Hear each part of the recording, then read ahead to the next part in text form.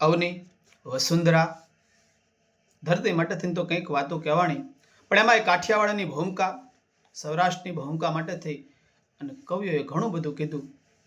આમ તો એમ કહેવાય છે કે જ્યાં નાગર નરસૈયાના પાવક પ્રભાતિયા ઘંટીના સોરે સંભળાય, જ્યાં કાગને મેઘાણીની સુર શબ્દ સરવાણી લોકોના ઈએ રેલાય.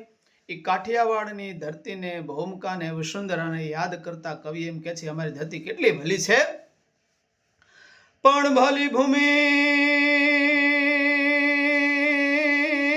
જોને ભલી ભૂમિ ભલા માનવી, આ તો ભલી ભૂમિ ભલા માનવી વળી ભલે ઉગ્યા ભાણ.